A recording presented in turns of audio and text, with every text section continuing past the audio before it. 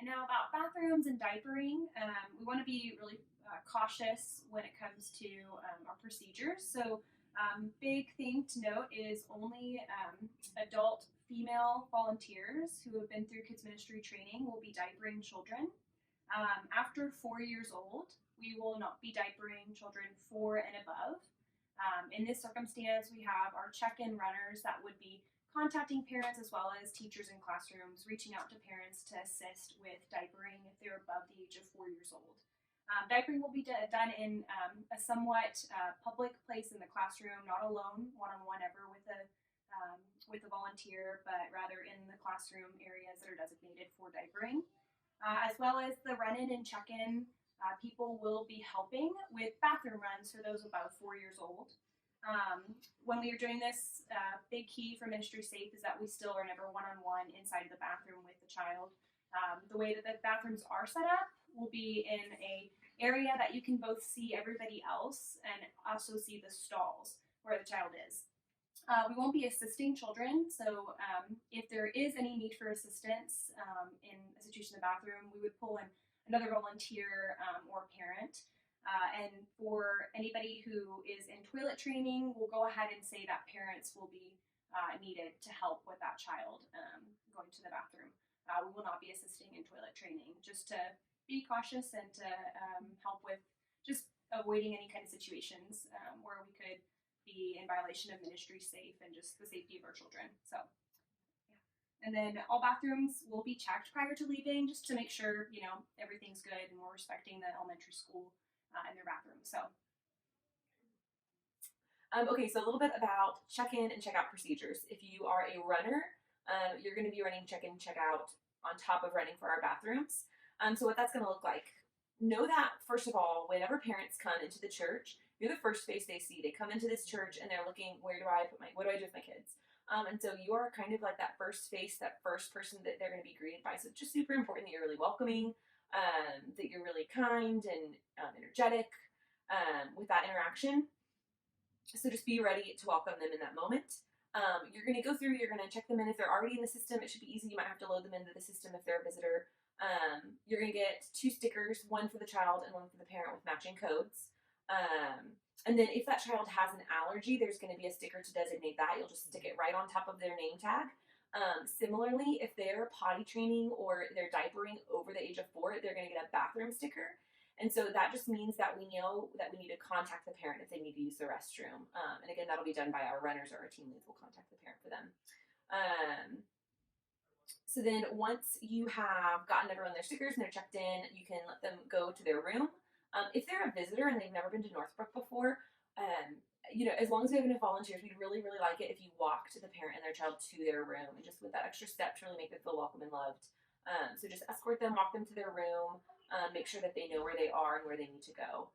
And then for those of you that are in the room serving with our kids, if possible, we really would like to have someone at the door or, the makeshift door to welcome each parent as they come up to the room to drop their child off. Someone there to greet them, somewhere to grab a diaper bag if that's needed, answer questions, things like that. So just try and be on top of it to have someone there to greet them as well.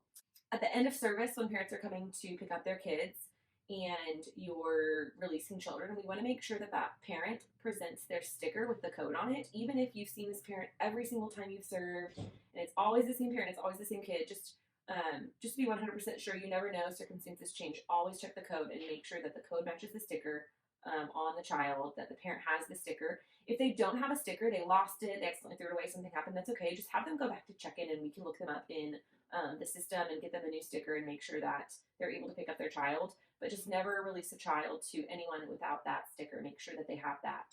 And team leads can help in the event of them losing it or something happening to it. And then we alluded to this a little bit earlier, but the other thing we want to be aware of is our class ratios. So what that looks like for each class and age is different. And so I'll just walk through this really quickly. It's in your policies and procedures so you can look over it. But in the nursery, we want 2 workers for every 8 children. In preschool, so 2 and 3-year-olds, we want 2 workers for every 12 children. In preschool with 4 and 5-year-olds, it's 2 workers for every 18 minors. And then up in elementary, we have 2 workers for every 20 minors.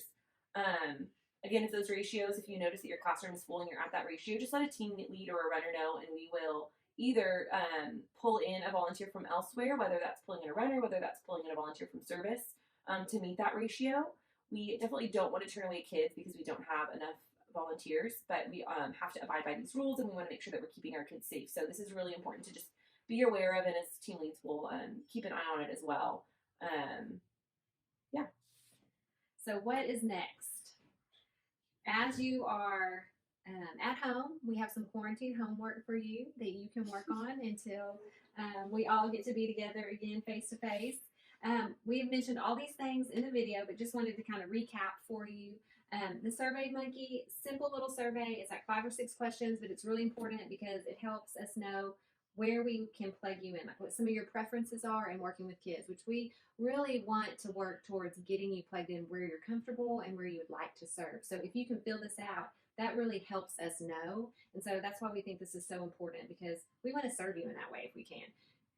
We can't promise that everyone will get their first choice or what they really feel called to, or the age they really feel called to, but we're going to try our best, and that will really help us.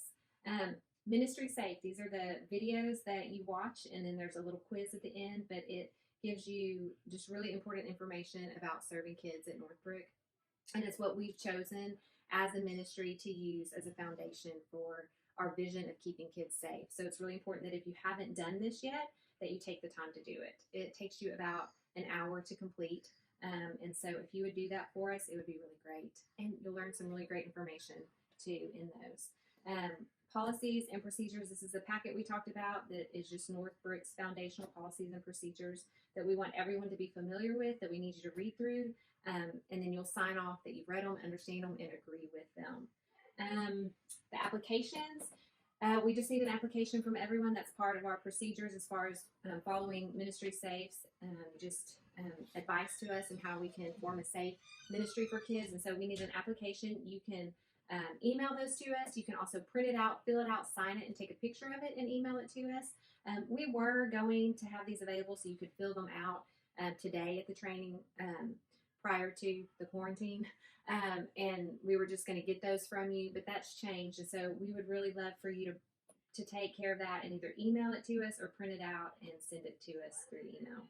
And then interviews, like we said, one of us will be contacting you to set up an interview time. They're really pretty short. It takes about 15 to 20 minutes. We'll do that, like we said before, over FaceTime or Zoom. And it's really sweet to be able to connect in that way and hear how you're feeling about serving in kids ministry. And it's just a fun conversation to have with you. So we're really excited to do that with you. And we look forward to talking with you. And then last but not least, yes, remember to wash your hands. All right. We love you guys. I just can't tell you how thankful we are for you. What a blessing it is to be serving kids with you as we come together as a church. Just really excited about doing church with you in general. And this time apart actually just makes me long for the time when we all do get to be together and have church and worship Jesus together, and also love our kids and teach them about Jesus and introduce him to them the best we can very faithfully. So we love you guys. Thank you. Bye.